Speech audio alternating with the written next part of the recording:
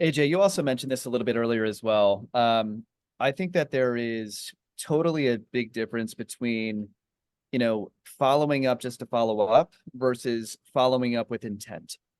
Like when Hmm. someone can actually feel that warmth of the other person on the opposite side of the phone, it makes a tremendously big difference. And that is really where staff training comes into play, hiring the right person, someone who is more coachable.